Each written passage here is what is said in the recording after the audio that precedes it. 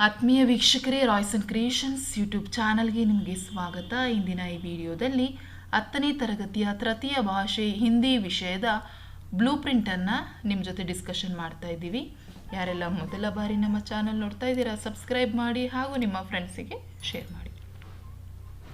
So ನಿಮಗಿದು blue print ಬಹಳ useful ಆಗುತ್ತೆ. ಯಾಕೆಂದರೆ ನೀವು ಚಾಪ್ಟರ್ ವೈಸ್ ಒಂದೊಂದು ಪಾಠಕ್ಕೆ ಎಷ್ಟು ವೆಯ್ಟೇಜನ್ನು ಕೊಡಬೇಕು. ಯಾಕೆಂದರೆ ಈಗ ಕೆಲವೊಂದು ಪಾಠ ನಿಮ್ಗೆ ಈಸಿಯಾಗಿ ಅರ್ಥ ಆಗಿರುತ್ತೆ, ಅದಕ್ಕೆ ವೆಯ್ಟೇಜ್ ಕಡಿಮೆ ಇರುತ್ತೆ. ನೀವು ಅದನ್ನು ಹೆಚ್ಚು ಓದಿದರೆ ಎಕ್ಸಾಮ್ಗೆ ಯೂಸ್ಫುಲ್ ಆಗಲ್ಲ. ಹಾಗಾಗಿ ನಿಮಗೆ ಚಾಪ್ಟರ್ ವೈಸ್ ಯಾವ ರೀತಿ ವೆಯ್ಟೇಜ್ ಕೊಟ್ಟಿದ್ದಾರೆ, ಯಾವುದಕ್ಕೆ ಹೆಚ್ಚು ಕಾನ್ಸಂಟ್ರೇಟ್ ಮಾಡಬೇಕು ಅನ್ನೋದನ್ನು ಈ ಒಂದು ವಿಡಿಯೋದಲ್ಲಿ ನೀಟಾಗಿ ತಿಳಿಸ್ತಾ ಹೋಗ್ತೀವಿ.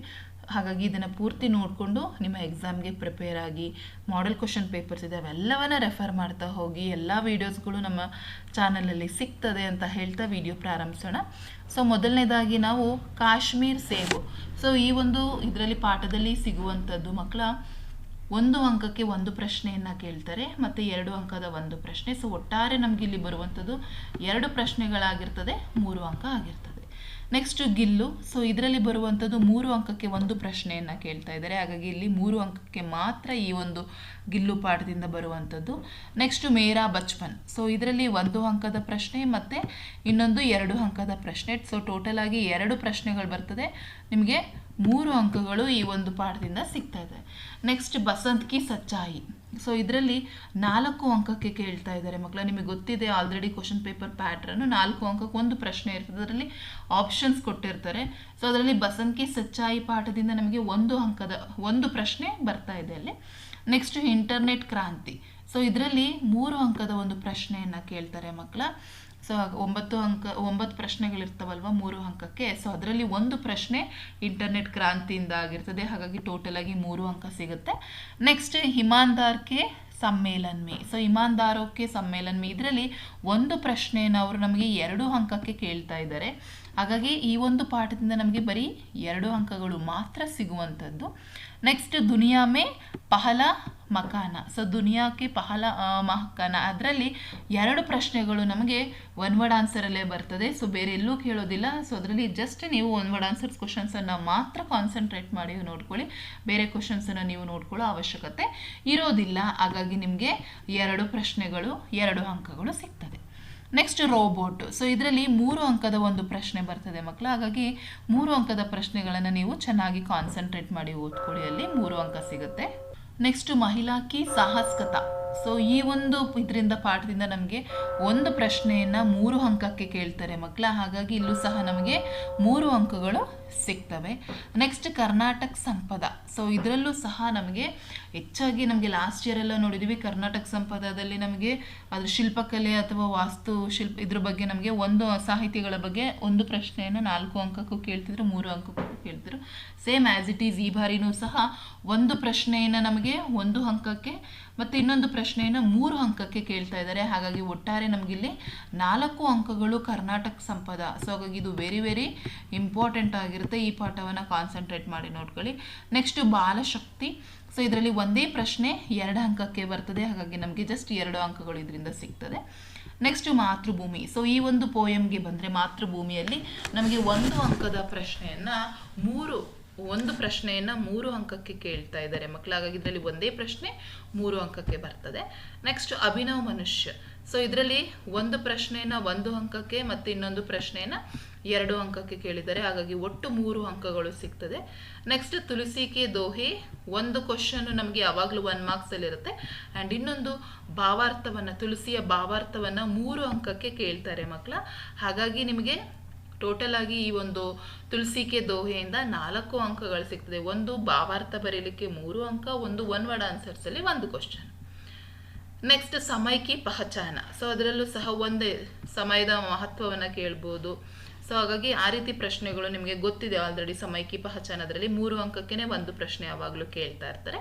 ಹಾಗಾಗಿ ಇದರಲ್ಲಿ 3 ಅಂಕ ಸಿಗ್ತದೆ.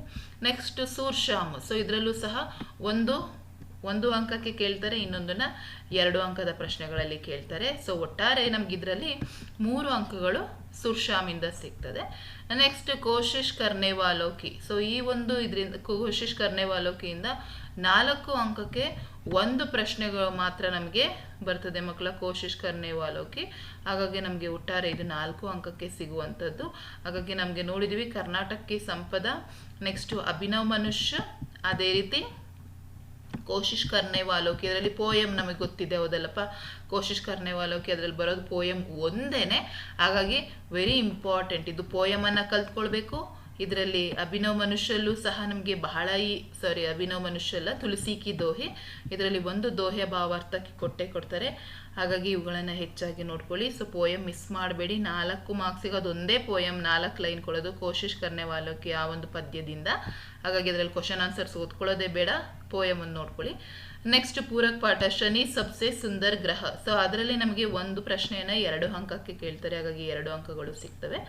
ನೆಕ್ಸ್ಟ್ ಸತ್ಯ ಕಿ ಮಹಿಮಾ ಅಥವಾ ನಾಗರಿಕೆ ಕರ್ತವ್ಯ, ಇವೆರಡರಲ್ಲಿ ಯಾವುದಾದ್ರೂ ಒಂದರಿಂದ ನಮಗೆ ಒಂದು ಪ್ರಶ್ನೆಯನ್ನು 2 ಅಂಕಕ್ಕೆ ಕೇಳ್ತಾರೆ. ಅದು ಸತ್ಯ ಕಿ ಮಹಿಮಾ ಅದರಾದು ಕೇಳ್ಬೋದು, ಅಥವಾ ನಾಗರಿಕೆ ಕರ್ತವ್ಯ ಇವೆರಡರಲ್ಲಿ ಯಾವುದಾದ್ರೂ ಒಂದನ್ನು ಕೇಳ್ತಾರೆ. ಹಾಗಾಗಿ 2 ಲೆಸನನ್ನು ನೋಡ್ಕೊಂಡಿರಿ, ಯಾವುದಾದ್ರೂ ಒಂದು ಪ್ರಶ್ನೆ 2 ಅಂಕಕ್ಕೆ ಇರ್ತದೆ.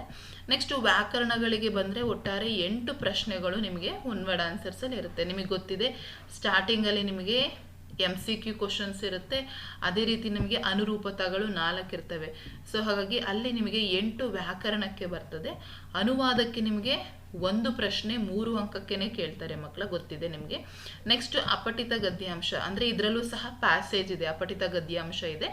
4 ಕ್ವಶನ್ಸ್ ಇರ್ತದೆ, 4 ಲೈನ್ ಪ್ಯಾಸೇಜ್ ಕೊಟ್ಟಿರ್ತಾರೆ, ಬಹಳ ಈಸಿ ಇರ್ತದೆ. ಹಾಗಾಗಿ 4 ಅಂಕಗಳನ್ನು ಮಿಸ್ ಮಾಡ್ಕೊಬೇಡಿ. ಸೊ ವೆರಿ ಇಂಪಾರ್ಟೆಂಟ್, ಅನುವಾದ ನೋಡ್ಕೊಳ್ಳಿ, ವ್ಯಾಕರಣ ನೋಡ್ಕೊಳ್ಳಿ, ಅಪಠಿತ ಗದ್ಯಾಂಶ, ನೆಕ್ಸ್ಟ್ ನಿಬಂಧನ ರಚನಾ. ಸೊ ವೆರಿ ಇಂಪಾರ್ಟೆಂಟ್, 4 ಅಂಕಕ್ಕೆ ಒಂದು ನಿಬಂಧನೆ ಕೊಟ್ಟಿರ್ತಾರೆ. ನೆಕ್ಸ್ಟ್ ಪತ್ರಲೇಖನ, ಅದು 5 ಅಂಕಕ್ಕೆ ಇರುತ್ತೆ. ಸೊ ಹಾಗಾಗಿ ಒಟ್ಟಾರೆ ನಿಮ್ಗೆ ಇಲ್ಲಿನೇ ಒಳ್ಳೆ ಅಂಕಗಳು ಸಿಗ್ತವೆ. ವ್ಯಾಕರಣದಿಂದ 8, ಅನುವಾದಕ್ಕೆ 3 11 ಅಂಕ ಆಗ್ತದೆ. ನೆಕ್ಸ್ಟ್ ಅಪಠಿತ ಗದ್ಯಾಂಶ 4 15 ಮಾರ್ಕ್ಸ್. ಸೊ ಒಟ್ಟಾರೆ ಇಲ್ಲೇ ನಿಮಗೆ ಇಷ್ಟರಿಂದ ನಿಮಗೆ 24 ಅಂಕಗಳನ್ನು ಗಳಿಸಿದ್ರೆ ನೀವು ಪಾಸೇ ಆಗೋಗ್ತೀರ. ವ್ಯಾಕರಣ, ಅನುವಾದ, ನೆಕ್ಸ್ಟ್ ಅಪಠಿತ ಗದ್ಯಾಂಶ, ನಿಬಂಧನ, ಪತ್ರಲೇಖನ. ಸೊ ಇದನ್ನಿಷ್ಟನ್ನು ನೀವು ಬಿಡಂಗೆ ಇಲ್ಲ ಮಕ್ಕಳ, ಹಾಗಾಗಿ ಕಾನ್ಸಂಟ್ರೇಟ್ ಮಾಡ್ಕೊಳ್ಳಿ. ಒಟ್ಟಾರೆ 38 ಪ್ರಶ್ನೆಗಳು ಬರ್ತದೆ, ಈಸಿಯಾಗಿ 80 ಅಂಕಗಳನ್ನು ನೀವು ಗಳಿಸ್ಬೋದು. 16 ಒಂದು ಅಂಕದ ಪ್ರಶ್ನೆ, 8 ಪ್ರಶ್ನೆಗಳು 2 ಅಂಕಕ್ಕೆ ಬರ್ತವೆ, 9 ಪ್ರಶ್ನೆ 3 ಬರ್ತವೆ, 9 ಪ್ರಶ್ನೆಗಳು 3 ಅಂಕದ ಬರ್ತವೆ, 4 ಅಂಕದ ಪ್ರಶ್ನೆಗಳು ನಿಮಗೆ ಒಟ್ಟಾರೆಯಲ್ಲಿ ಪದ್ಯ, ಇದು ಅಪಠಿತ ಗದ್ಯಾಂಶ, ನಿಬಂಧನ ಅವೆಲ್ಲ ಸೇರಿ ಒಟ್ಟು 4 ಅಂಕವು 4 ಪ್ರಶ್ನೆಗಳು ಇರ್ತವೆ, 5 ಅಂಕಕ್ಕೆ ಒಂದೇ ಪ್ರಶ್ನೆ. ಹಾಗಾಗಿ ಇದಿಷ್ಟು ನಿಮಗೆ ಒಂದು ಕಂಪ್ಲೀಟ್ ಬ್ಲೂ ಪ್ರಿಂಟ್ ಆಗಿರುತ್ತೆ. ಸೊ ಈ ಬ್ಲೂ ಪ್ರಿಂಟ್ಗಳನ್ನು ನಾವು ನಿಮಗೆ ಆಯಾ ವಿಡಿಯೋದ ಡಿಸ್ಕ್ರಿಪ್ಷನಲ್ಲಿ ಇದರ PDF ಕೊಟ್ಟಿರ್ತೀವಿ. ಡೌನ್ಲೋಡ್ ಮಾಡಿಕೊಂಡು ಚೆನ್ನಾಗಿ ಪ್ರಾಕ್ಟೀಸ್ ಮಾಡಿಕೊಂಡು ಇದೇ ಒಂದು ಪ್ಯಾಟ್ರನ್, ಏಕೆಂದರೆ ಇದು ಬೋರ್ಡಿಂದ ಬಿಟ್ಟಿರುವಂತಹ ಪ್ಯಾಟ್ರನ್ ಆಗಿರೋದ್ರಿಂದ ನಿಮಗೆ ಯಾವುದೇ ಸಮಸ್ಯೆ ಇರೋಲ್ಲ. ಇದನ್ನು ನೀವು ಕಾನ್ಸಂಟ್ರೇಟ್ ಮಾಡಿ ಎಕ್ಸಾಮ್ಗೆ ಪ್ರಿಪೇರ್ ಆಗಿ ಅಂತ ಹೇಳ್ತಾ ವಿಡಿಯೋನ ಎಂಡ್ ಮಾಡ್ತಾ ಇದ್ದೀನಿ. Thank you for watching this video.